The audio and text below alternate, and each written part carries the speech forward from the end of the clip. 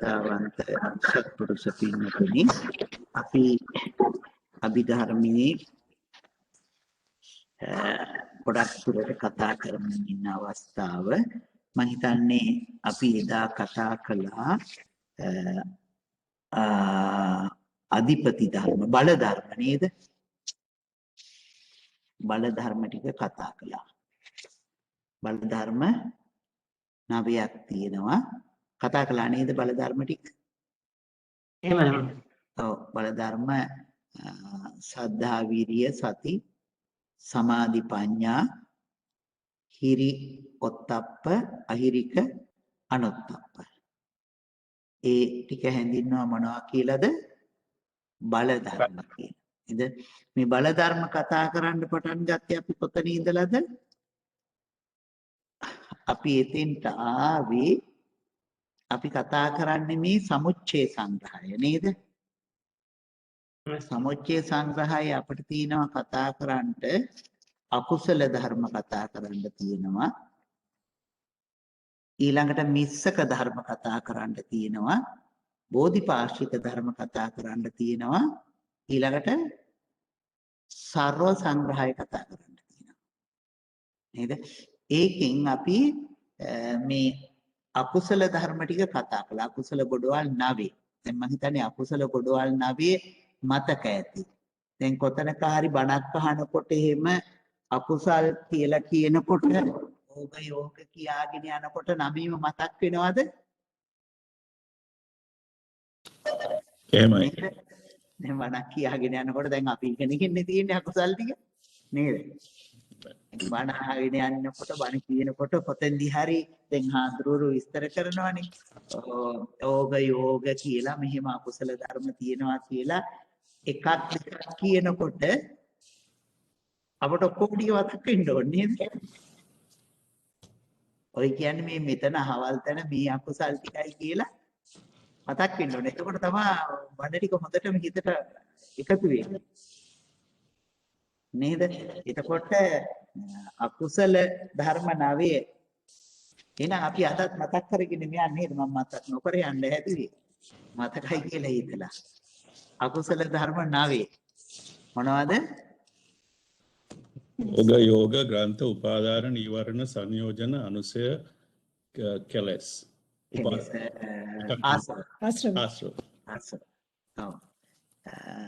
ඒ ටිකම කොටවල් 9 නේද අනික අයටත් මතක ඇතිනේ නේද ඔව් මේ මම මේ හැමදාම පන්තියේදී මතක් කරන්නේ ඒවා අමතක නොවී තියාගන්න ඕනේ හින්දා එහෙම තියෙනවා අකුසල ධර්ම ගොඩවල් කීයක්ද 9ක් නේද ඊට පස්සේ අපිට කතා කරන්න තිබුණා කතා කරන්නේ දැන් අපි මිස්සක සංග්‍රහය මිශ්‍ර ධර්ම තියෙනවා කීයක්ද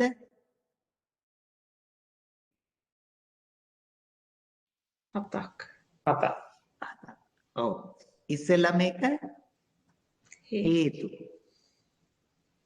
හේතු කීයක් තියනවද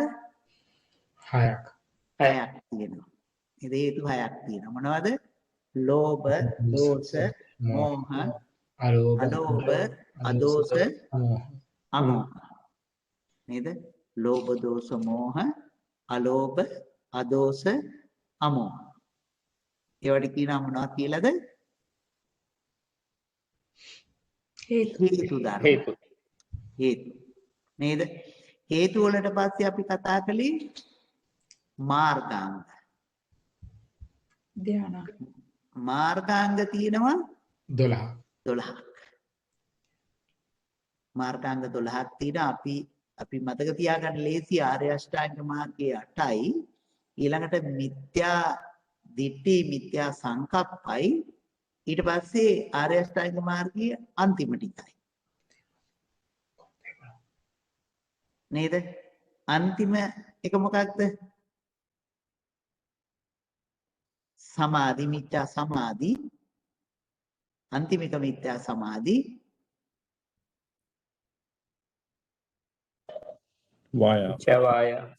වායාම මිත්‍යා වායාම මිත්‍යා සති නැහැ අරෂ්ඨාංග මාර්ගයේ මිච්ඡා වශයෙන්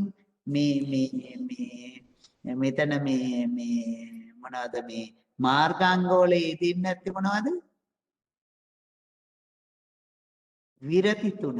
මොනවද විරති තුන? සමවාචා, සමාධි. සමා ආජීව. ඒ තුනයි ඊළඟට සති. සති. නේද? එතකොට සම්මා දිට්ඨි, මිත්‍යා දිට්ඨි, මිත්‍යා සංකප්පයි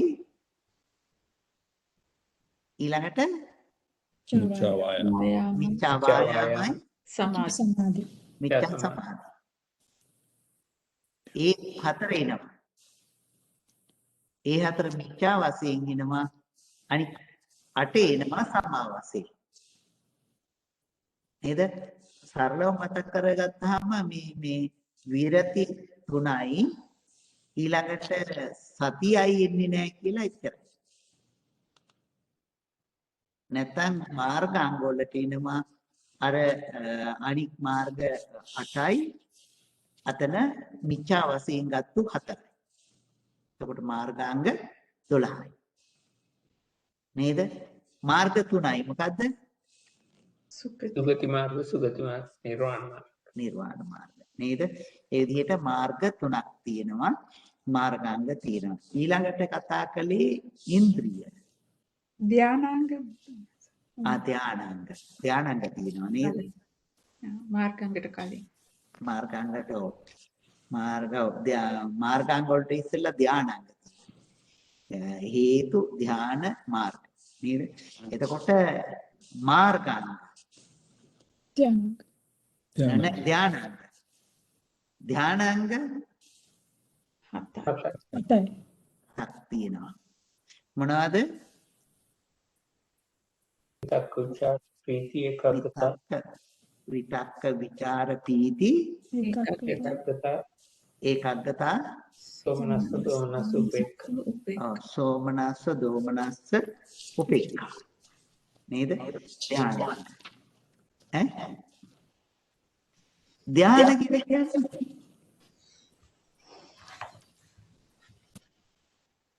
ධානාංග කියලා කියන්නේ මොනවද? ධ්‍යාන කියන්නේ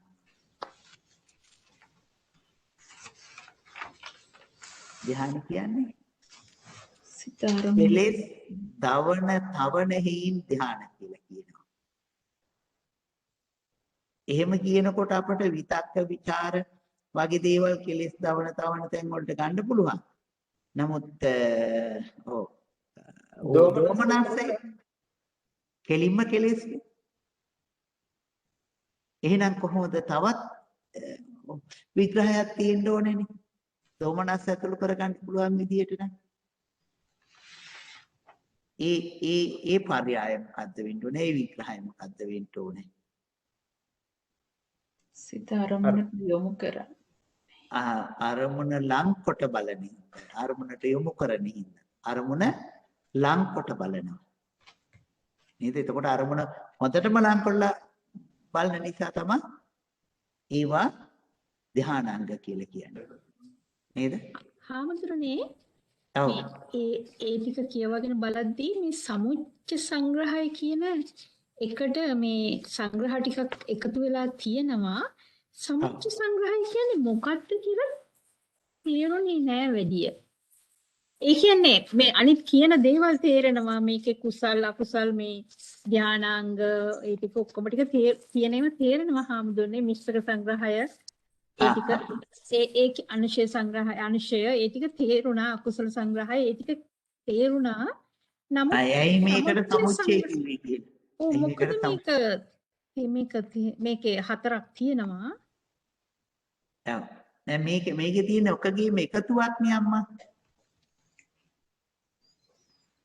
ඔක්කගේම එකතුවක්. දැන් ඉස්සෙල්ලා හිතන්නකො ඉස්සෙල්ලා චිත්ත සංග්‍රහය, චෛතසික සංග්‍රහය. එහෙමනේ ආවේ. ඔව්. ඒ වෙයි එක පාඩම් හැටියට ආවා. නේද? එතකොට සිජ්ජන කතා කළා, රූප සංග්‍රහය. නේද? රූප ගැන කතා කළා. මේකේ දැන් ඔක්කොම එකට එකතු කරලා කතා කරන්නේ. සර්ව සංග්‍රහය කියන කොටත් එහෙම කියනවා. ඔක්කොම කියන. නේද? මේ මෙතෙන්දි කතා කරනකොට මේ එහෙම සිත් ටික තවත් කොටස් කරපු විදිහක් දහව දෙන්නේ. ඒ කියන්නේ සිතවල් නෑ අම්මා. දැන් අම්මා දැන් අපි කතා කරගෙන ආපු විදිහ දැන් මම අර එක දවසක් කිව්වේ ඉස්සෙල්ලාම සිත් ගැන කතා කළා. ඊට පස්සේ චෛතසික කතා කළා. ඊළඟට අපි සිතුයි චෛතසිකයි දෙක එකට එකතු කරලා කතා කළා. මතකයිනේ නේද? සිතයි චෛතසිකයි ටික එකට එකතු කරලා කතා කළා. ඔව් එහෙම හම්බුනේ. එතකොට අපිට ඉස්සෙල්ලාම කතා කරන්න ආවා ඒ දෙක එකට එකතු වෙනකොට සංප්‍රයෝග සංග්‍රහ ඊට පස්සේ චිත්ත වීති එහෙම ඊට පස්සේ භූමි ඔහම ඒ සිත් හට ගන්න තැන් සිත් චෛතසික එකතු වෙන තැන් එහෙම ගොඩාක් දේවල් අපි කතා කළා. ඊට පස්සේ අපි රූප කතා කළා. රූපට චිත්ත චෛතසික රූප කතා කළායින් පස්සේ නිවන කතා නෑ රූප කතා කළායින් පස්සේ අපි චිත්ත චෛතසික රූප තුනම එකට එකතු කරලා කතා කළා. රූප කලාප ඔව් එහෙම හම්බුනේ. චිත්තද රූප ඔව් එහෙම හම්බුනේ. නේද? එහෙම ඒ ටික ඔක්කොම එකට එකතු කරලා කතා කළා. ඊට පස්සේ නිවනක් කතා කළා. එහෙමයි. දැන් මේ ටික ඔක්කොම එකට එකතු කරලා කතා කරනවා. හරි හම්බුනේ. දැන් අර ඒ ධර්මතා හතරම එකට එකතු. දැන් හිතන්නකෝ මේකේ නිවන මාර්ගය, නිවනට යන මාර්ගය, මාර්ගාංග කියනකොට එහෙම කියනවනේ. එතකොට මේ කොටට නිවනත් එකතු කරලා කතා කළා. සිත් ගැන කතා කරනකොට අපි ලෝකෝත්තර සිත් කියලා කිව්වා. අපි ඒක අපිට දැනගන්න ඕනේ. හින්දා අපි ගොඩක් විස්තර කරගත්තා. නමුත් එතෙන්දී ඒ තරම් ඒක විස්තර කරන්නේ නැහැ. එහෙමයි. ඔව්. ඊට පස්සේ දැන් මේ කතා කරන්නේ මේ ටික ඔක්කොම එකට එකතු කළා. ඒ අරවැයි තියෙන දැන් අපි අකුසල් සිත් කතා කළා. අකුසල චෛතසික කතා කළා. නේද? එතකොට කෙලෙස් වල කතා කරනකොට දැන් ඒවයි කතා කරන ඒවා කොහොම එකට එකතු කළා තමයි මේ ටික කතා කරන්නේ. සමුච්චය සංග්‍රහය. ඔව්. සමුච්චය. ඒක තමයි මේ පාඩමේදී කරන්නේ. ඒකෙත් වෙන් කරගෙන තියෙනවා අකුසල් ධර්මතා. ඊට පස්සේ ඉතින් එක එන ක්‍රමවල හැටියට වෙන් කරලා තියෙනවා. නේද? හරි. මිස්සක. නේද? ධානාංග ඊළඟට ධානාංග ටික හරි නේද අපි? විතක්ක විචාර පීති සුඛ ඒකාග්‍රතා සෝමනස්ස සුඛ නෑ අම්මා. සුඛ නැහැ කියෝ. සුඛ නෑ. ඒක එතෙන්ට එනවා සෝමනස්ස කියලා. ඒකාග්‍රතා සෝමනස්ස දෝමනස්ස උපේක්ඛා. නේද? හරි. ඒක තමයි එතෙන්ට එකතු වෙන්නේ. එතකොට ඊට පස්සේ අපි අකුසල මොනවාද හේතු හම්දුනේ එතකොට මේ දෝමනස්සය අරමුණ ලංකොට බලන එක කියන එකේ තේරුම ඒ කියන්නේ එතකොට ඒක දැන් අපි දෝමනස්සය කියන්නේ දැන් අපි ද්වේෂය කියලා ගත්තොත් එහෙම එතනක් දෝමනස්සනේ. ඒක තමයි දෝමනස්සය කියන්නේ. ඔව් එතකොට දැන් කියන්නේ අපිට ඒ කියන්නේ හොඳටම තරහා ගියොත් එහෙම ඒ තරහ තුලම බහැලා ඉන්න එකද එහෙම නැත්නම් ඒ තරහ අඳුරගන්න එක? නෑ අඳුරගන්න එක නෙමෙයි. අඳුරගන්න එක පැත්තට එනකොට අපි බෝධිපාක්ෂික පැත්තකට යනවා. දැන් මේකේ කියන්නේ තරහෙම මේ එල්බගෙන ඉන්න එක. ඔව් දැන් තරහෙන් එල්බගෙන ඉන්නකොට තරහනේ අපට මූලිකව පේන්නේ. ඔව්. තරහනේ අපට ඉස්මතු වෙලා පේන්නේ. අනික් ධර්මතා ඔක්කොම යට වෙලානේ යන්නේ අපේ. එතකොට තරහ අපි ලංකොට බලලා. එතකොට ඒක ධානයක් කියලා කියන්නේ ඇයි? ඉතින් ධානයක් කියන්නේ සාමාන්‍යයෙන් හිත එකඟ කරන එකක් වගේනේ. මෙතනත් තියෙන තරහට එකඟ වෙලා තියෙනවා කියන එක. නෑ. ධානයක් කියන එක ඒක තමයි මම කියන්නේ ධානයක් කියන්නේ මොකද්ද? ධාන කියන එකේ තේරුම මොකද්ද? තේරුම් දෙකක් තියෙනවා. එකක් නීවරණ ධර්මයන් දවන තවනෙහින් කියනවා ධාන කියලා. ඒවා තමයි අපි සාමාන්‍යයෙන් කතා කරන ධාන ටික. ප්‍රථම ධාන, ဒုတိ ය ධාන, තෘතිය ධාන කියලා කියන්නේ ඒවයින් කරන්නේ මොකද්ද? නීවරණ ධර්ම දවලා තවලා යට කරලා තියෙනවා. නේද? නමුත් අකුසලයේවත් එකතු කරගන්න ඕනේනේ. ඒකින්ද ධාන වලට තවත් තේරුමක් තියෙනවා. ධානය කියලා කියන්නේ අරමුණ ලං කළා බලන එක. ඒ කියන්නේ අරමුණ හොඳටම බලා ගන්න එක. අරමුණ ඉතා හොඳින් දකින්න පුළුවන් විදිහට ලං කළා බලනකොට හොඳටම පේන්නේ. නේද? දැන් මේ විතක්ක ਵਿਚාර ඒවයින් කරන දේම දැන් තරහ ගියාම තරහ තුලම ඉන්නවනේ. දැන් අපි දැන් කුසල පැත්තට කතා කරනකොට තමයි තරහ දකින්න ඕනේ කියලා කියන්නේ. නේද? දැන් අපිට තරහ ගිහිල්ලා ඉන්නකොට අපිට පේන්නේ තරහ විතරමයි. සමහරවිට හොඳ දේවල් කොච්චර තිබුණත් ඒ මොකොත් පේන්නේ නැති වෙන්න පුළුවන්. නේද? තරහ විතරමයි අපට ලොකු වෙලා පේන්නේ. තරහ නිමුණයින් පස්සේ තමයි මේක වැරදිනේ මං මේ හොඳ මෙච්චරක් තියෙනවනේ ඒක මෙහෙම හිතපු එක කියලා. අනිත් පැත්තට හිතෙන්නේ නේද? එතකොට එතෙන්දී වෙලා තියෙන්නේ තරහම මූලික කරගෙන. නේද? තරහම එතකොට අරමුණ වඩාත් ලං කරලා අරගෙන ළඟටම අරගෙන. අපි ධ්‍යාන වඩනවා කියලා හිතුවම මෙච්චර දවස් එහෙම හිතලා තිබුණේ නෑ නේ ආමදිනේ. ධ්‍යාන වඩනවා කියා ඉතින් මේ හොඳ පැත්ත ගැනම තමයි හිතලා තිබුණේ. දැන් බැලුවා මේක ඒක කුසල අකුසල ප්‍රශ්නයක් නෑ. ඒකට යමු එන එක නේ ආමදිනේ. එතකොට අපි භාවනා කරනකොට කියන්න වෙන්නේ කුසල ධ්‍යාන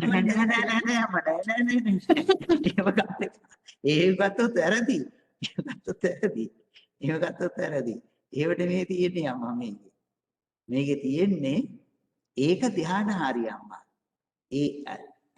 මේ අභිධර්මයේ කියන්නේ අම්මා සියලුම දේවල් කඩලා බෙදලා වෙන් කළා මේ විස්තර කරන එකක් නේ. ඒද මේ අභිධර්මයේ කියනකොට සියලුම දේවල් කියනවා. ඒකෙන්ද දැන් ධානය කියලා කියනකොට ධානය කියන්නේ ඇත්තටම අම්මා දැන් අපි සාමාන්‍යයෙන් පාවිච්චි කරන වචනවලදී දැන් හිතන්නකෝ භික්ෂුව කියලා කියනවා. මම මේකේ පිට ඉස්සෙල්ලා නිතරම කියලා තියෙන වචනයක් නේ. භික්ෂු කියලා කියනවා. භික්ෂුව කියන්නේ කාටද? හාමුදුරුවන්ට. නමුත් භික්ෂුව කියන එක විනය පිටකයට ගිහිල්ලා කතා කළොත් උපසම්පදා හාමුදුරු නමකට විතරයි භික්ෂුව කියලා කියන්නේ. සාමණේර හාමුදුරු නමකටවත් භික්ෂුව කියලා කියන්නේ. ඔය උපසම්පදා හාමුදුරු නමකට විතරමයි භික්ෂුව කියලා කියන්නේ. විනය පිටකයට ගිහිල්ලා කතා කරනකොට. ඒ නිසා භික්ෂුව කියන එකේ අර්ථ ගොඩක් තියෙනවා අම්මා. මම කියලා තියෙනවා මං හිතන්නේ භික්ඛු කියලා කියනකොට කියනවා පබජිතෝද භික්ඛු කියනවා. පැවිදි වුණ හේයින් භික්ෂුව කියලා කියනවා. එතකොට සාමණේර උපසම්පදා අර අපි සාමාන්‍ය වශයෙන් භික්ෂුන් වහන්සේලා කියලා කියනකොට අපි කියන්නේ ඔක්කොම හාමුදුරුවෝ. ඒ අර්ථය. ඊට පස්සේ උපසම්පදා වුණ හේයින් භික්ෂුව කියලා කියනවා. මම හිතන්නේ අනිත් ටික මතක ඇති. පින්ඩාය චරතිති භික්ඛු. පින්ඩු පිනිස හැසිරෙන්න නිසා භික්ෂුව කියලා කියනවා. පින්ඩාය බුඤ්ජතිති භික්ඛු. පින්ඩපාතේ වළඳන නිසා භික්ෂුව කියලා කියනවා. චින්න පින්න පටදරාණම් භික්ඛු කියලා කියනවා. මේ කඩ කපපු කෑලි වලට කෑලි කපපු සිවුරක් පොරවන හින්දා භික්ෂුව කියලා කියනවා. ඊළඟට අම්මලයි ඔය ඉන්න ඔක්කොම කට්ටිය භික්ෂු නාමයෙන්ුත් තියෙනවා. සසර බය දකින්නේ. සසර බය දක්නා හේයින් භික්ෂුව කියනවා. සංසාර බයං ඉක්කතිති භික්ඛු කියලා කියනවා. සසරත් බය දක්නා ඉතින් ඒ නිසා තමයි ගොඩාක් අය වැරදි වැටහීම් දෙන්නේ අම්මා ධර්මයට. ඔතන කියන්නේ ඕකනේ මේක කියලා කියන්න පුළුවන්. ඒක තමයි ධර්මයේ විකෘති කිරීම වෙන්නේ. ඒ අර්ථ වලට තව අර්ථ එනකොට තව ඉතින් ඒ තැනේදී මොකද්ද බුදුහාමුදුරන් වහන්සේ දුන්න අර්ථය කියලා අපි දැනගන්න ඕනේ. ඒ වගේ ධ්‍යාන කියලා කියනකොටත් ධ්‍යාන වලටත් අර්ථ ගොඩක් තියෙනවා. කියන්නේ ධාන අංග විතරයි නේද සංස. ධානයම ගන්නෙ නැහැ නේ. ධ්‍යානෙම නෙමෙයි ධ්‍යානාංග. ධ්‍යානාංග. නමුත් ධ්‍යාන කියලා කියන එකට නේද අර වචන ටික තියෙන්නේ. තේරුම් ටික.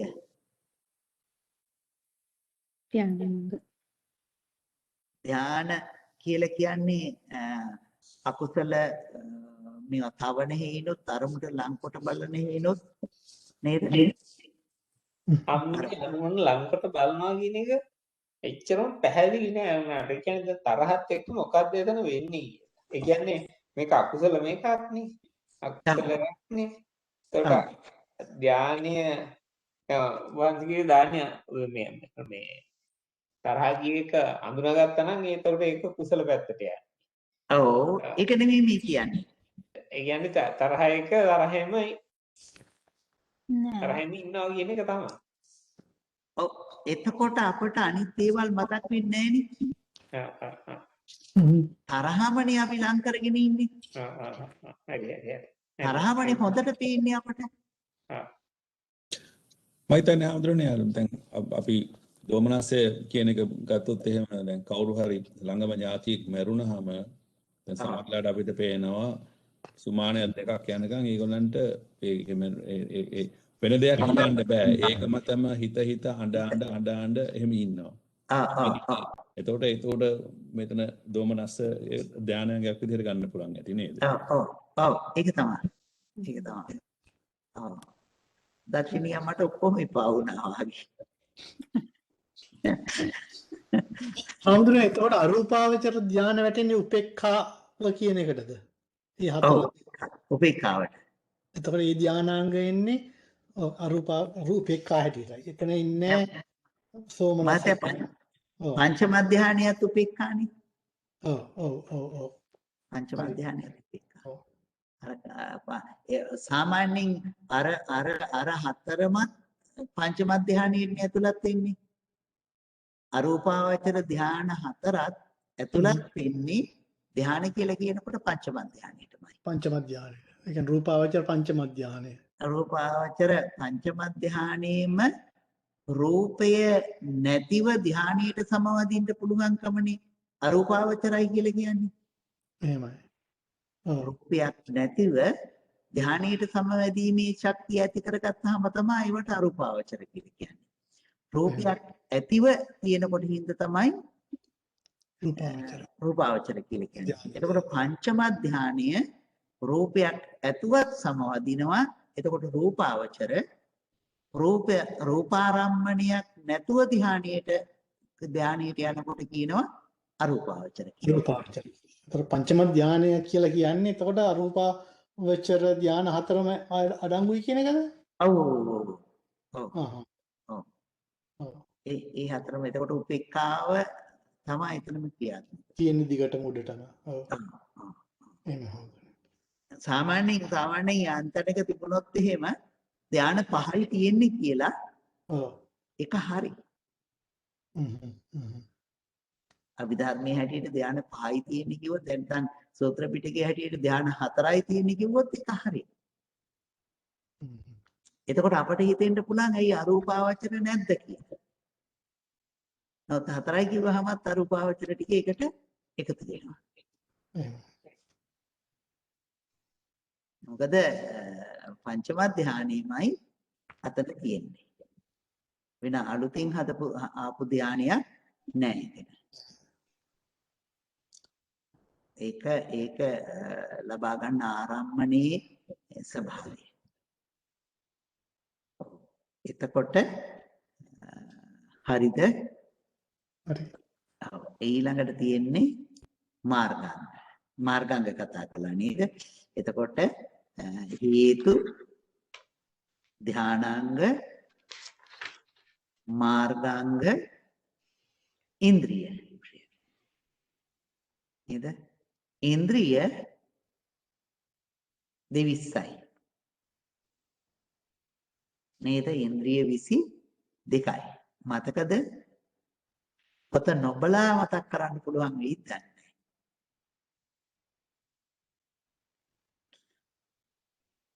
අපි උත්සාහ කරමු නේද? පටන් ගන්නෙ මොකෙන්ද? චක්කු ඉන්ද්‍රියෙන්. මොනවාද?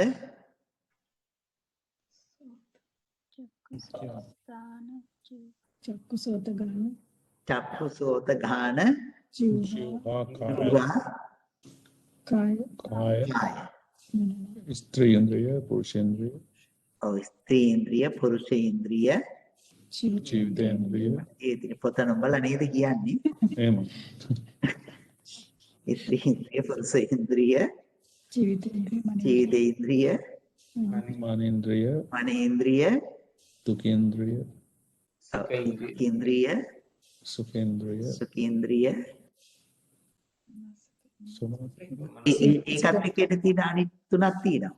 සෝමනසේන්ද්‍රිය දෝමනසේන්ද්‍රිය දෝමනස ඉන්ද්‍රිය පෙක්ඛාන්ද්‍රිය පිටා ඉන්ද්‍රිය සද්ධා වීර්ය බෝධිපාක්ෂික ධර්ම වල ඉන්ද්‍රිය සද්ධා වීරේන්ද්‍රිය වීර්ය සති සමාධි පඤ්ඤේන්ද්‍රිය පඤ්චේන්ද්‍රිය සමාරු තුන කියන තමයි. මොකද? අනඤ්ඤා තඤ්ඤස්සා පඤ්ඤාතසා තස්සමි නෑ මං හිතන්නේ කියන්න ඕනේ නේද? නොකිය හිටියොත් කියෙන්නෙම නැති යනවා. අනඤ්ඤා තඤ්ඤස්සා ඉන්ද්‍රිය ඔව්. අනඤ්ඤා තඤ්ඤස්සාමීති ඉන්ද්‍රිය. ඊළඟට පඤ්ඤේන්ද්‍රිය අඤ්ඤේන්ද්‍රිය. අඤ්ඤේන්ද්‍රිය. ඊළඟට ඥාතාවින්ද්‍රිය අඤ්ඤාතාවින්ද්‍රිය. අඤ්ඤාතාවින්ද්‍රිය. එතකොට ඉන්ද්‍රිය ධර්ම 22යි. මම හිතන්නේ ඉන්ද්‍රිය ධර්ම 22 තේරුණා. දන්නවා අපි ඒක අලුතින් ආවේ ඉන්ද්‍රිය ධර්ම 3 ලෝකෝත්තර ඉන්ද්‍රිය 3. නේද? අනඤ්ඤා තඤ්ඤස්සාමීති ඉන්ද්‍රිය කියලා කියන්නේ සෝවාන් මාර්ගයේ තියෙන ඉන්ද්‍රිය. ඊළඟට අඤ්ඤේන්ද්‍රිය කියලා කියන්නේ සෝවාන් ඵලයේ ඉඳලා අරිහත් මාර්ගඥානීය දක්වා තියෙන ප්‍රඥාවට. ඊළඟට අඤ්ඤාතාවින්ද්‍රිය කියන්නේ අරිහත් ඵලයේ තියෙන ප්‍රඥාව. එහෙම තමයි ටික වෙන් කරලා තියෙන්නේ. නේද? ඒ ඉන්ද්‍රිය. ඊළඟට ආව ඉන්ද්‍රිය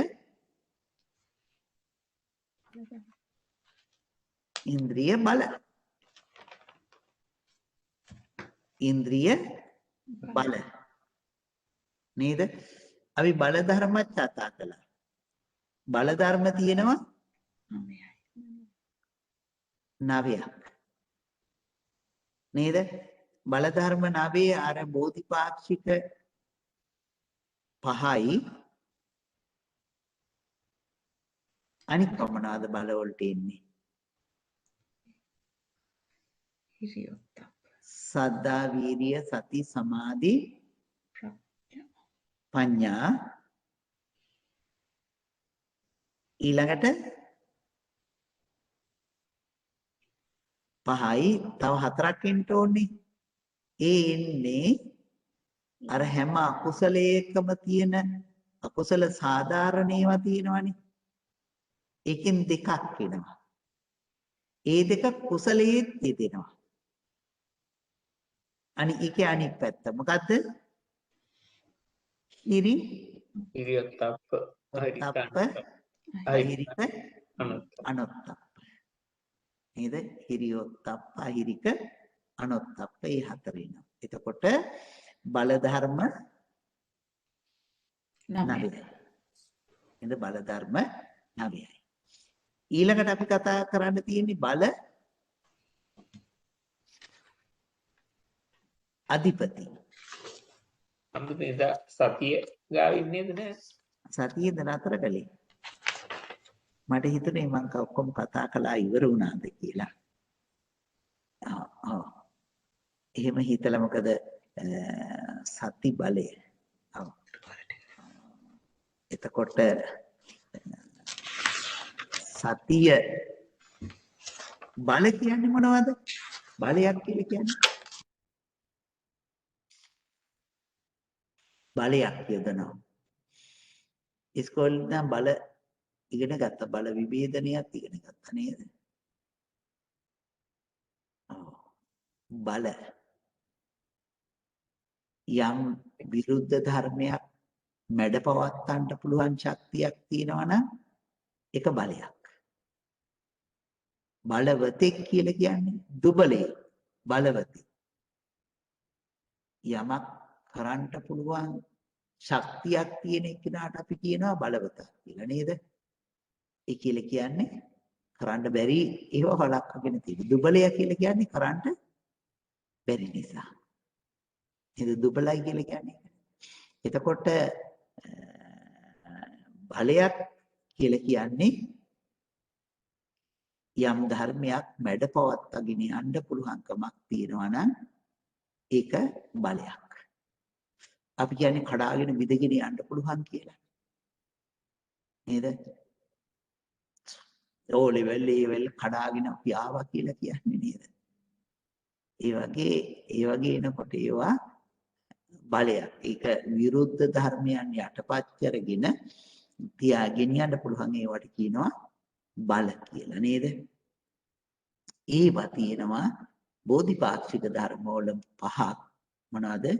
සද්ධා, වීරිය, සති, සමාධි, ප්‍රඥා. සද්ධාවෙන් අසද්ධාව මැඩපවත්තනවා. නේද?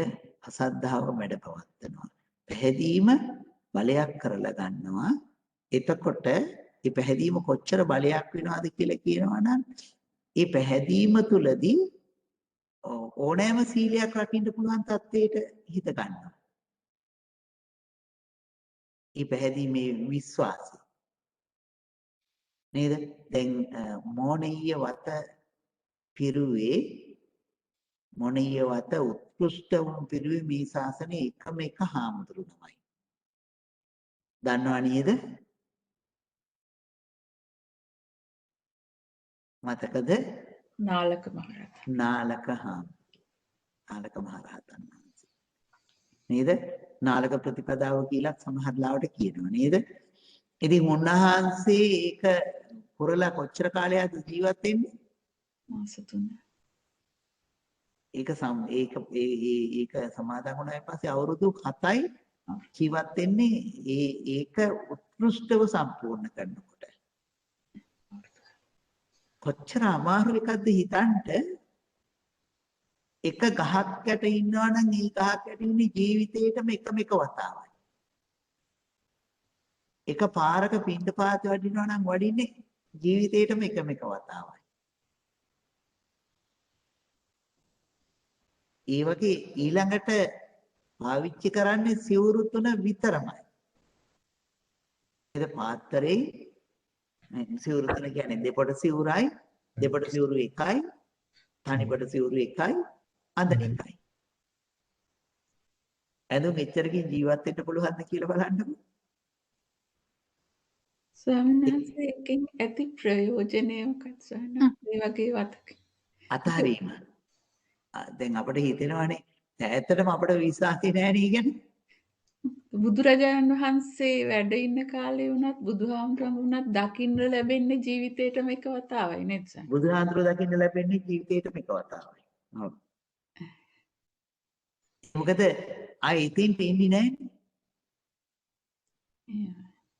ආයි එතනට අපහු එන්නේ නැහැ. ඒ කියන්නේ ඒ තරමටම අතෑරලා. ඒ තරමටම අතෑරලා මොකොත් මල් නැහැ. එතකොට ගොඩක් විශ්වාසයක් තියෙන්න ඕනේ ලබා ගන්න කමටහනෙන් රහත් වෙන්න පුළුවන්මයි කියන එක. නැත්තම් පුළුවන්මයි. ඔව්. ආයි බුදුහාමුදුරන්ගේ පැහැදිලි කළ මාර්ග කමටහනක් ලබා ගන්න එහෙම අවස්ථාවක් නැහැ. නෑනේ. ඔව්. ඒකම තමයි තියෙන්නේ. දැන් අපිට එහෙමනම් බයක් තියෙනවා එහෙම හිතනකොටත්. නෑ ඉතින් ඒ தත්ත්වයට යනකම් හිත සකස් කරලානේ තියෙන්නේ. නේද? ඒ தත්ත්වයට එනකම්ම හිත සකස් කරලා තියෙන්නේ. ඒ නිසා මේ සද්ධාව බලයක්. ඒ වගේ එකක් රකින්නකොට දැන් ඇත්තටම හිතන්නකො දූතාංගයක් රකින්නකොට කෙනෙකුට දූතාංග රකින්නකොට හිතන්න පුළුවන් මොකටද මේ ওই දූතාංග රකින්නේ? ඔච්චර ඕනයි බණට අහලා මේවා කරපුවාම මේ නිවන් දකින්න පුළුවන්. අහලා තියෙනවනේ දූතාංග 13ක් තියෙනවා කියලා නේද? දැන් හිතන්නකො ඒකාසනිකාංගය රකින්නවා දූතාංගයක්. ඒකාසනික ආංගය රකින්නකොට දවසකට එක තැනක වාඩි වෙලා විතරයි ආහාර ගන්න. ඒ කියන්නේ නැවත නැවත වාඩි වෙන්නෙත් නැහැ. එක තැන කියවට නැවත නැවත එතන වාඩි වෙන්නෙත් නැහැ. එක තැන එකපාරක් වාඩි වෙලා වැළඳුවා ඊට පස්සේ ආයෙ වන්දන්නේ. ඒක දූතාංගයක් ඒකාසනිකාංගය. ඉතින් මේ ඒ වගේ ඒවා මේ නිකන් අත්කිලමතා නියෝගේ වගේ ඒවට යන්නේ නැහැ. අහන්න ඒක තමයි සද්ධාව. ඒක තමයි මේ කියන්නේ ඇති. ඒක තමයි සද්ධාව. ඒක එහෙම නොකර රහතන් වහන්සේලා වන්තරන් ඉන්නවනේ. එතකොටම ඒක ගැනති ඔය ප්‍රශ්නේ මේ මිලින්ද රජුරු අහනවා. නාගසේන හාමුදුරන්ගේ මිලින්ද ප්‍රශ්නේ කියලා තියෙනවනේ පොතක්. ඒකෙදි මේ දැන් මේ මිලින්ද රජුරෝ ප්‍රශ්නයක් විස්තර කරන්න ගියාම නාගසේන හාමුදුරුවෝ විස්තර කරනවා මෙහිම මේ අවස්ථාවවලදී මෙච්චර මාර්ගඵල ලැබුවා කියලා මේ මිලින්ද රජුරෝ අහනවා මෙහෙම මාර්ගඵල ලැබුවා නේද කියලා. එතකොට මේ නාගසේන හාමුදුරුවෝ ඒ ඔක්කොම රතන සූත්‍රයේ දේශනා කරපුවාම මෙච්චරක් ධම්මචක්කපවත්තන සූත්‍රයේදී මෙච්චරක් එහෙම ගණන් දිගටම කියාගෙන යනවා. මේ තැන්වලදී මෙහෙම මේ සූත්‍රය අහලා මේ ප්‍රමාණ මෙහෙම රහත් වුණා කියලා. දැන් අපි දාපු අර එක සූත්‍රයේදී අපි කිව්ව සූත්‍රේ පුන්නම සූත්‍රයේදී 69ක් රහත් වුණා කියලා සූත්‍රයේම විස්තර කරනවා. ඒ සූත්‍රය අහගෙන හිටපු ඒ පිරිස අතරින් 69ක් එවලෙම රහත් වුණා. ඉතින් ඒ වගේ මේ එහෙම විස්තර කරනකොට ඔය ප්‍රශ්නේම අහනවා. මොකද ස්වාමීන් වහන්සේ ඉතින් ඔච්චර ඔය බණ අහලා විතරක් කොහොම මාර්ගඵල ලැබුවා නම් රහත් වුණා නම් මොකටද හතර චුක් විඳලා තුතාංග රකින්නේ කියලා. නේද? එතකොට නාගසේන හාමුදුරුවෝ මිලින්ද රජුරවන්ට ප්‍රකාශ කරනවා මහරජතුමනි ඔය නිවන් දැකපු ඔය මාර්ගවල ලැබපු හැම කෙනාම සංසාරේ ඔය දූතාංග සම්පූර්ණ කරලා ඉදිරියලා තියෙන්නේ. ඒක එකක්වත් සම්පූර්ණ නොකරපු කෙනෙක් ඔය රහත් උනාය අතර නැහැ කියලා කියනවා. නේද? ඒ කියන්නේ ඒ தත්ත්වයට යන්න යනකොට අපි රැකලම තියෙනවා ඇති. නේද? නැතිනම් ඒ තැනට යන්න අපහසුකමක් ඇති. ඒ තරමටම මේක අවශ්‍යයි. නේද?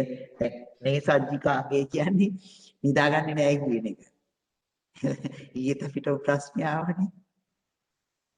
නිදාගන්නේ නැහැ දැන්. භාවනා කරනකොට ඉඳගෙන නිින්ද කියාට ප්‍රශ්නයක් නැහැ. මේ නිදන ඉරියව්වෙන් නිදාගන්න. ඉඳගෙන ඉන්නකොට නිින්ද යන වෙලාවල් තියෙනවානේ. එහෙම නිින්ද ගියාට ඒ දූතාංගේ කැඩෙන්නේ නැහැ. පිට හේතු කොල්ල යන්තයකට නිදාගත්තොත් දූතාංගය කැඩෙනවා. නේද? අමාරු කාර්යයක්. නේද? අතෑරීමේ ශක්තියක්. ඒ විදිහට දූතාංග ටික විස්තර කරනවා.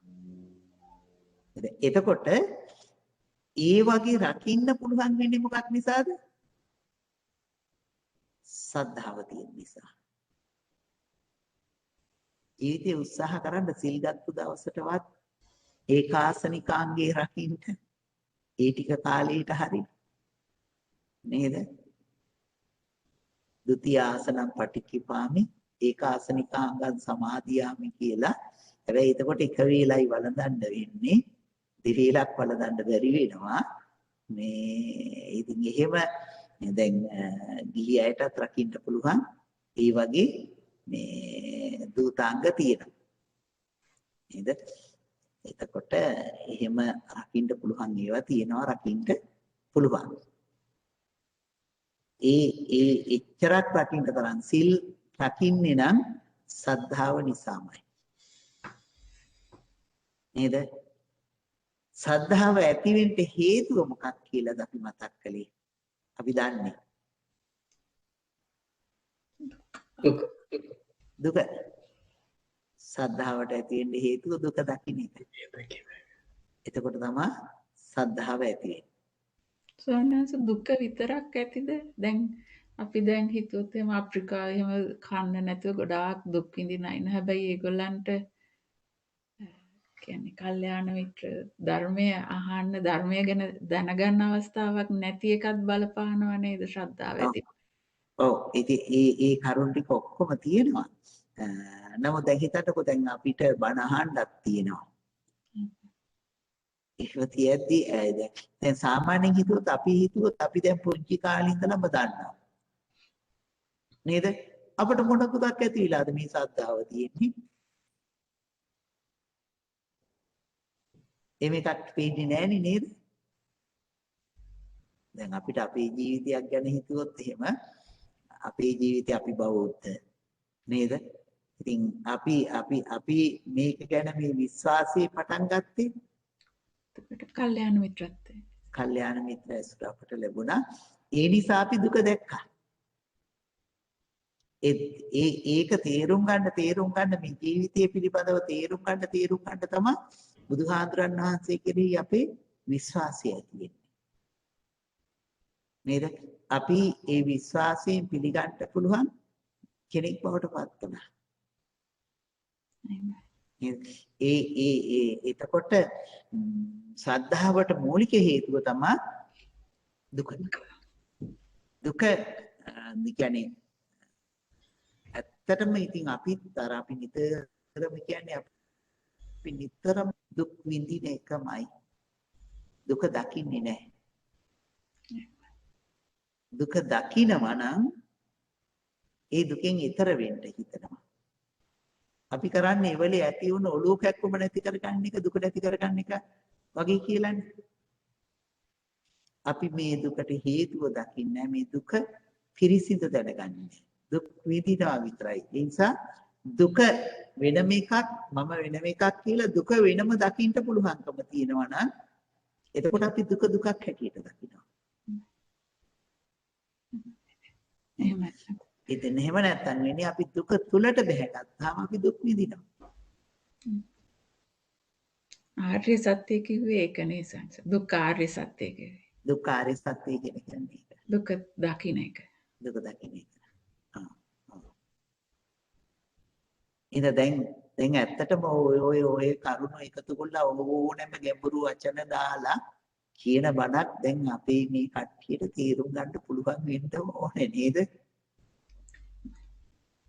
මොන විදිය වචන වලින් කිව්වත් දැන් මොකද ඒ කියන ධර්ම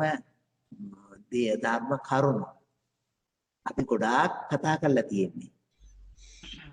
ඒ නිසා අපට එහෙම කියන එකක් කියනකොට අපට ගොඩාක් පැති වලට දකින්න වටහා ගන්න පුළුවන්කමක් එන්න ඕනේ නේද? මම හිතන්නේ එහෙම වෙනව ඇති කියලා. නේද? එහෙම සංසාර ධර්මයේ ගුණ ගැන පච්චත්තං වේදිතා පවිඤ්ඤුහි කියන ඒ ගුණේදී දුකයි දුක දැකී ආර්ය සත්‍යයි ගැන කියනකොට ඒ ටික ඒ ඔව්. විදිහට කියනවා. ඉතින් හාමුදුරු ගොඩාක් කරුණු කිව්ව විතරනේ කළේ කරුණු පෙන්නලා දුන්නා විතරයි කළේ.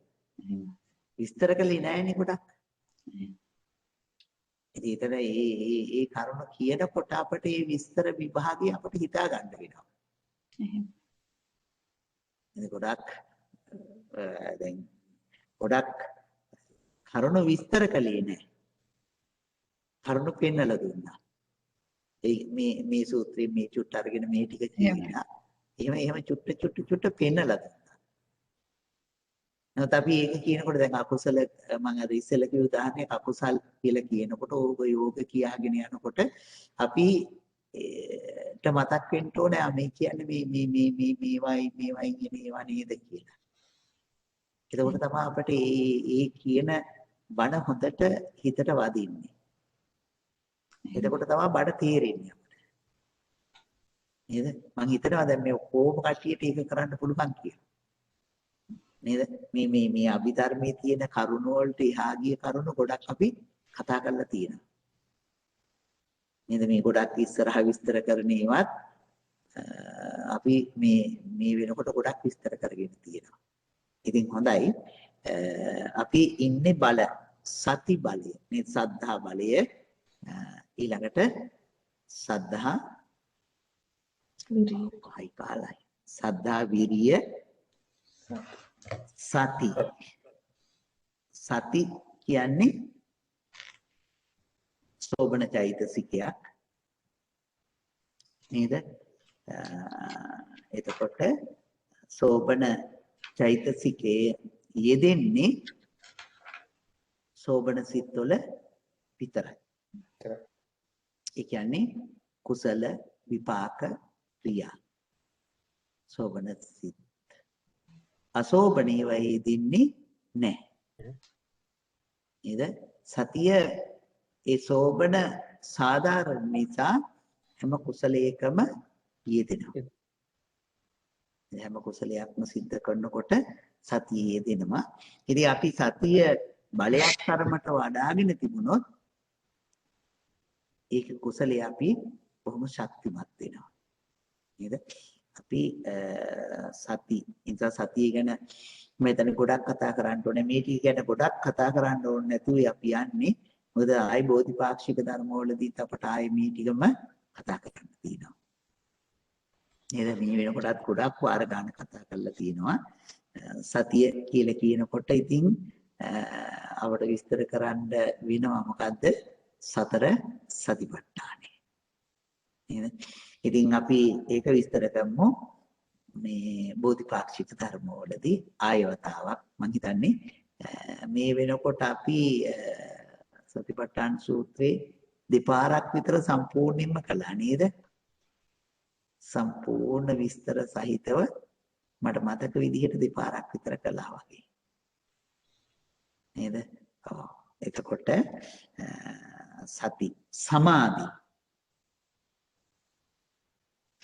එතකොට මෙතන සමාධි කියලා කියනකොට නම් අර්පණා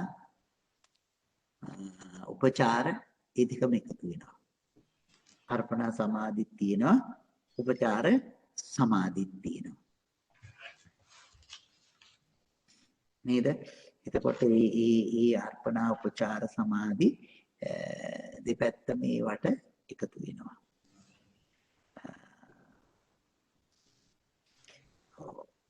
එතකොට වෙන මොකද්ද තියෙන්නේ?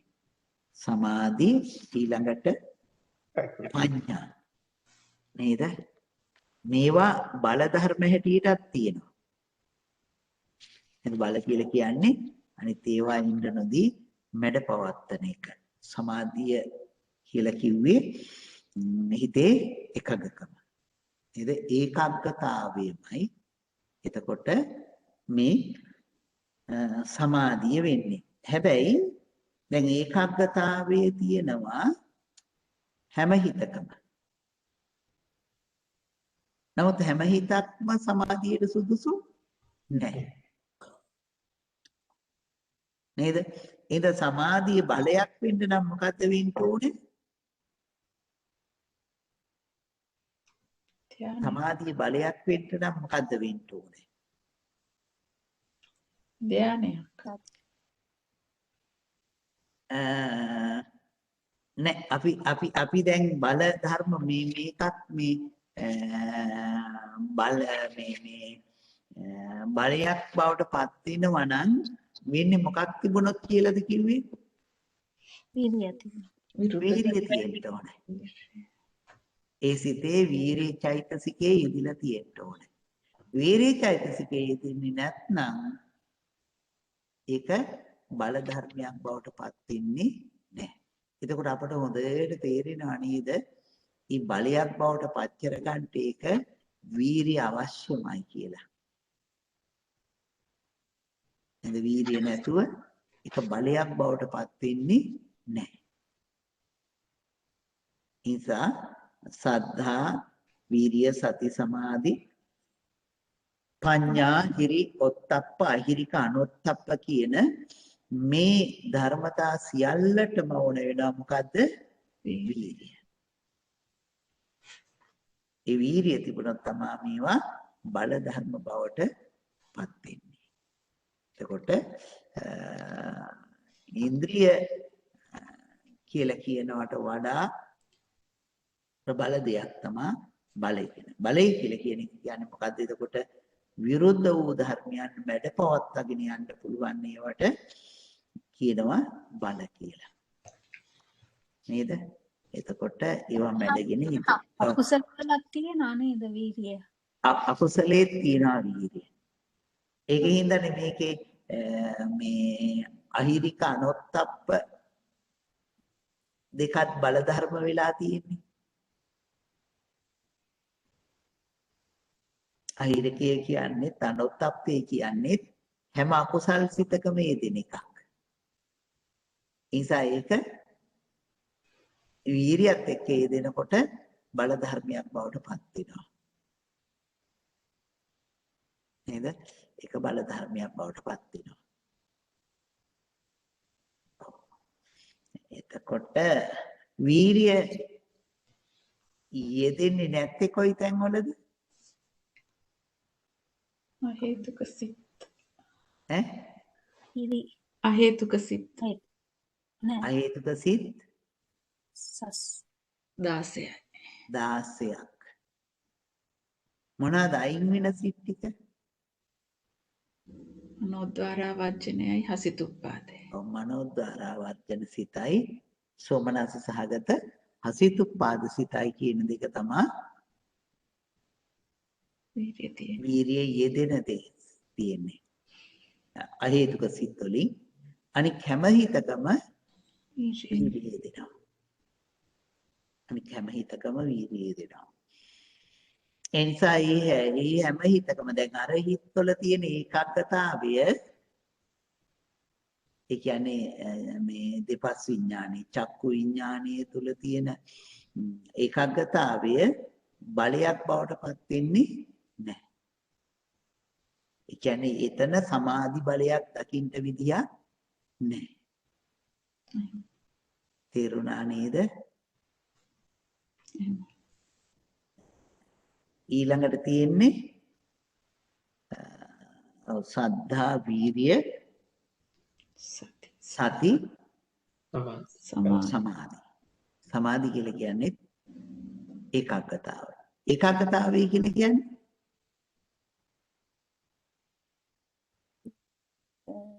අරමුණේ තියාගෙන අරමුණ තුල තියාගෙන ඔව් අරමුණ තුල තියාගෙන ඉන්න එකට. අරමුණින් පිට යන්ටලදී තියාගෙන ඉන්න එකට කියන්නේ මොකක්ද? මානසිකාර ඒකයි. පිටට යන්න මානසිකාරය. එතකොට දැන් මානසිකාරය කියලා කියන්නේ මොකද්ද? අරමුණෙන් සිට පිටට යන්න නොදී තියාගන්න. අරමුණ තිල තියාගන්න එකට කිව්වා මොකද්ද? ඒකාග්‍රතාවය. දැන් එතකොට ඒකාග්‍රතාවයේම විකාශනයක් තමයි මොකද්ද? සමාධිය. නේද? ඒකම දියුණු කරලා එන එක සමාධිය කියලා කියන්නේ. ඒක බලවත් කරලා තියපුවාම ඒකට කියනවා සමාධිය කියලා. ඊළඟට තියෙන්නේ මොකද්ද? ප්‍රඥා. නුවණ බලයක් කියන එක කියන්න දෙයක් නෙවෙයි නේද? නුවණ බලයක්ම තමයි. නේද? නුවණ බලයක්ම තමයි. ඊළඟට මේ සතිය ගැන කතා කරනකොට සතිය හැමතැනම තියාගන්න ඕන එකක් හැටියට බුදුහාමුදුරන් වහන්සේ දේශනා කරන්නේ. හැමතැනම තියෙන්න ඕන එකක් හැටියට. හින්දා ඒ සතිය ඒ නිසාම බලයක් වෙනවා. එතකොට ප්‍රඥාව නුවණ බලයක්.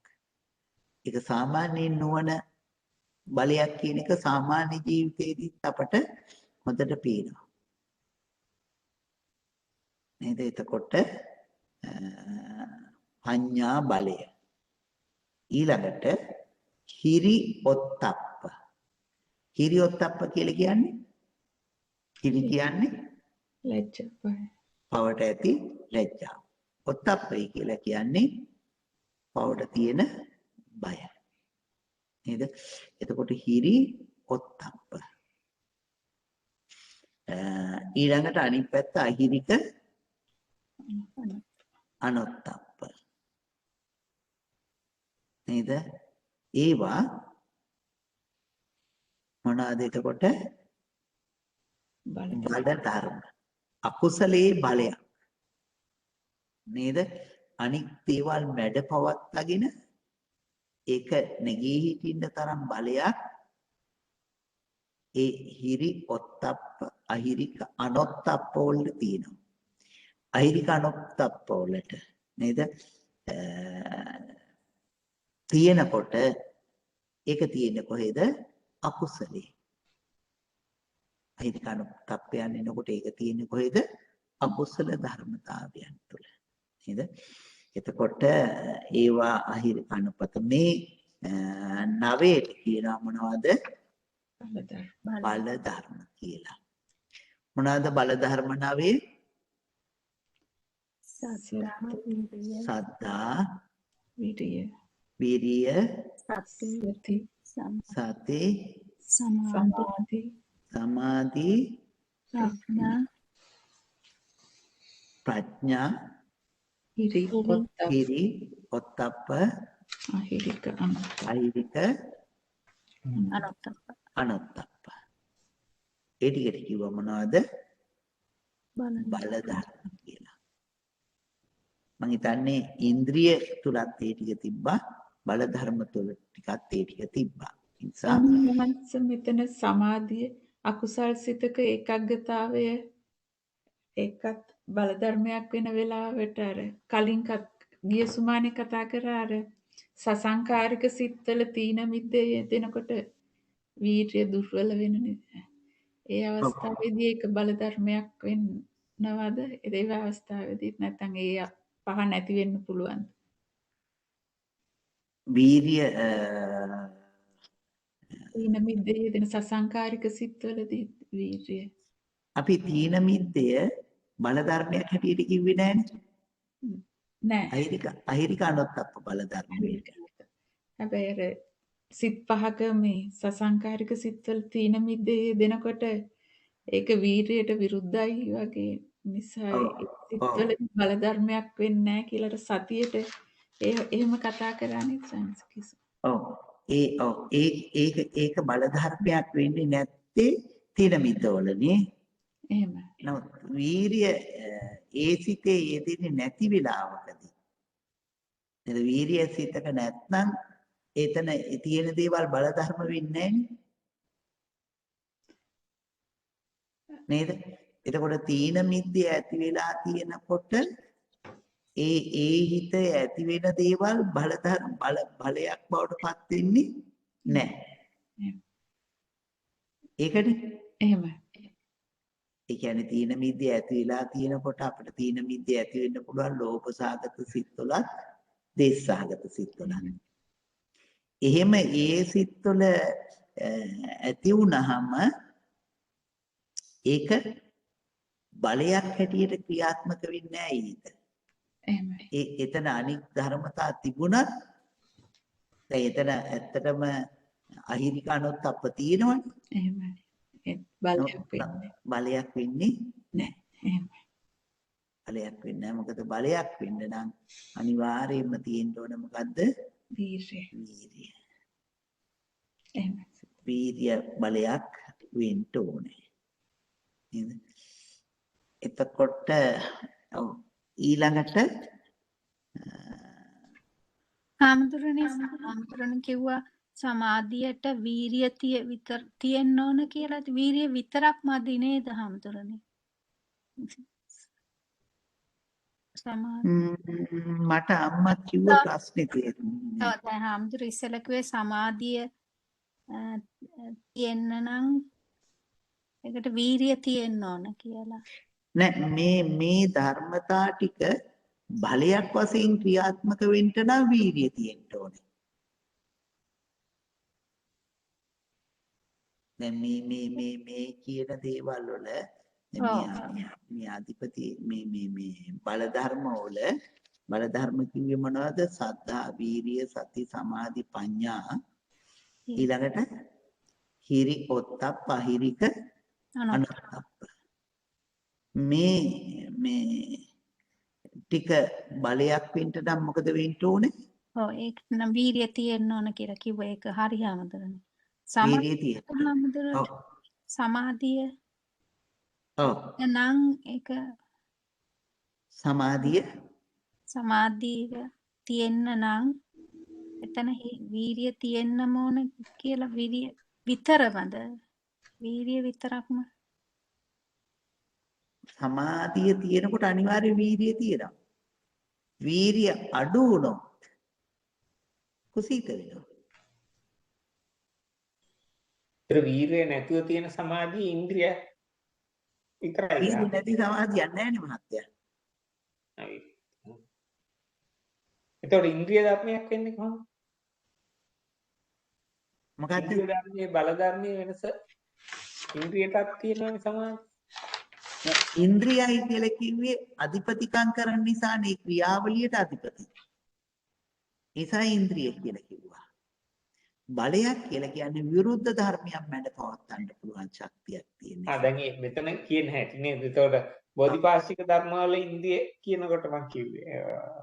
ඔව් නේ බෝධිපාක්ෂික ධර්ම වලදී උනත් සද්ධා, වීරිය, සති, සමාධි, ප්‍රඥා ගැනෙන්නේ මේ විරුද්ධ ධර්මයන් මැඩ පවත්තන ඒවා හැටියට. දැන් මෙතනත් මේ දැන් අහිරික අනුත්තප්ප දේවල් කුසලයේ මැඩ පවත්තලා දාන. කුසල සිතිවිලි ටික මැඩ පවත්තලා දාන මේ අර ටික ඉස්මතු කරගන්න. තේරුණාද? හිතන්න ඕන හාමුදුරනේ. මොකද්ද අල්ලගන්න බැරි වුනේ?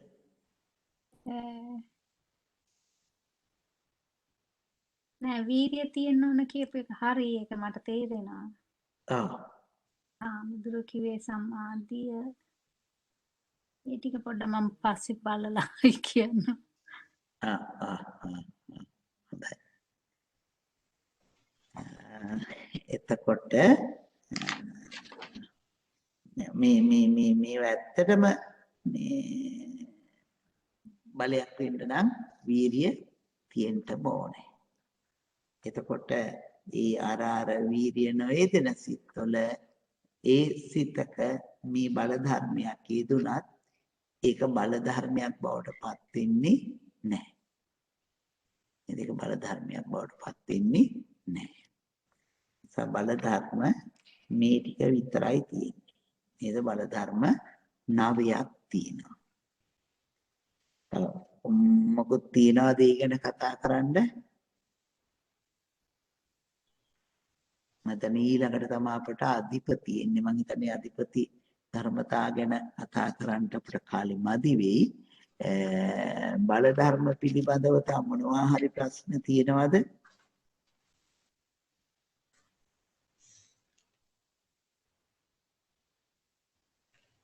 මේ පොතේ තියෙනවා බල ධර්මයන් මේ විරුද්ධ ධර්මයන් මර්ධනය කරනවා. ඒ වගේම විරුද්ධ ධර්මයන් විසින් නොසෙල්විය හැකි බැවින් විරුද්ධ ධර්මයන්ගේ සොලවන්න බැරි නිසා කියනවා මොනවද කියලා.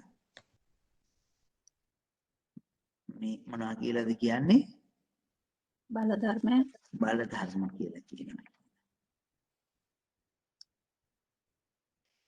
දැන් එතකොට වෙන මොනවද බල ධර්ම ගැන කියන්න තියෙන්නේ? හඳුනන්නේ ඉන්ද්‍රියම නේද බලයක් වෙන්නේ. ඉන්ද්‍රිය කියන්නේ ඉන්ද්‍රියක් විදිහට වර්ධනය කරගෙන ඊට පස්සේ බලයක් දක්වා ඒක වැඩිදුර වර්ධනය කරගත්තයින් පස්සේ ඒක මේ ප්‍රතිවිරුද්ධයක් මර්ධනය කරන්න හැකියාව තියෙන්නේ. එහෙම හරිද? ඔව් ඒ කියන්නේ මෙහිමයි. දැන් හිතන්නකෝ අපි සතිය නැත්නම් අපි සමාධිය අපි සතියෙන් ඉන්නවා. සතියෙන් කරගෙන යනකොට කවුරු හරි එක්ක කතා කරනවා. එතකොට අපේ සතියේට මොකද වෙන්නේ? දැන් අපි සිත සංසුන් කරගෙන සමාධියක් තුලට යන්න සිත සකස් කරගෙන ඉන්නවා. කවුරු හරි එවිදිහායෙන් කතා කරලා මේ මොකද වෙන්නේ? සමාධිය විඳිනවා. දැන් අපට පුළුවන් නම් අර එන සද්දේ මැඩගෙන සමාධිය රැක ගන්න. එතකොට බලයක්. එතකොට බලයක්. නේද? අනික් කෙනෙක් කතා කළාට අනික් කෙනෙක් නිසා අපේ සතිය නැති කරගන්න නැතුව ඉන්න පුළුවන් නම් අපේ සතිය බලයක් බවට පත් වෙලා. නේද? එහෙම වුණොත් දැන් එතකොට දැන් හොඳටම තේරෙනවානේ මේ විරුද්ධ ධර්මයන් මැඩපවත්තලා තියෙනවා කියන. නේද? ඒක කැඩෙන්නේ නැති වෙන්න ශක්තිමත් කරගෙන තියෙන්නේ විරුද්ධ ධර්මයන් මැඩපවත්තලා තියෙන නිසා. ඒ නිසා මේක බලයක් බවට පත් වෙනවා. නේද? ඒ දැන් අපට ආපු මේ දැන් සමාධිය શબ્දයක් නිසා මේ කැඩෙනවා නේද? එතකොට එයාගේ සමාධිය බලයක් බවට පත් වෙලා නැහැ. තේරුණා නේද?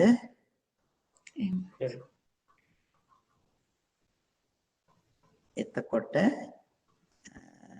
වෙන මොකොත් තියනවාද බල ධර්ම පිළිබඳව?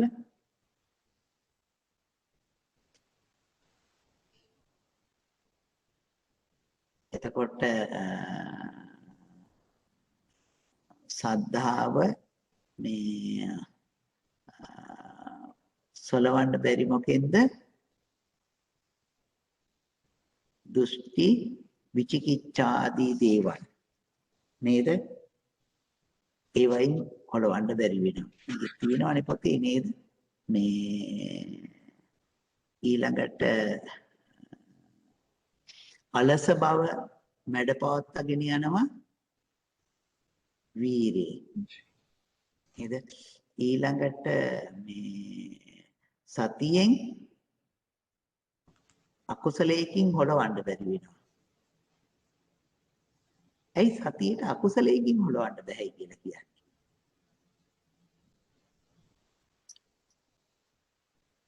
සතිය කියන්නේ කුසලයේ.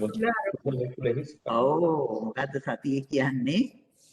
අකුසලයට යන්නේ නැති කුසලයේ තුල තියාගන්න එක. එහෙනම් අකුසලයෙන් හොලවන්න බැරි නම් සතිය බලයක් බවට පත් වෙලා. නේද? එතකොට ඊළඟට සමාධිය හොලවන්න පුළුවන් වෙන්නේ මොකෙන්ද? තැම්පච්චම විසරුණුකම. විසරුණුකමට අපි කිව්වේ මොකද්ද? උද්දච්චය කියලා. එතකොට උද්දච්චයෙන් සමාධිය මේ සලවන්න බැරි නිසා සමාධිය බලයක් බවට පත් වෙනවා නේද? ඊළඟට ප්‍රඥාවට විරුද්ධ එක මොකද්ද? මොහය. මොහේ. නේද? මොහේ සලවන්න බැරි වෙන එකට කියනවා ප්‍රඥාව කියලා. ඒ නිසා ඒක බලයක්. හිරියට අයිරිකය ඔත්තප්පේට අනත්තප්පේ නේද? ඒ හතරෙම විරුද්ධ ධර්මතාවය. නේද? එතකොට ඒ ටික මොනවද? බල ධර්ම. හොඳයි. එතකොට වෙන බල ධර්ම පිළිබඳව අපිට මං හිතන්නේ කතා කරන්න ඉතුරුනේ නෑ නේද? බල ධර්මයන් පිළිබඳව අපි ගොඩක් කතා කළා.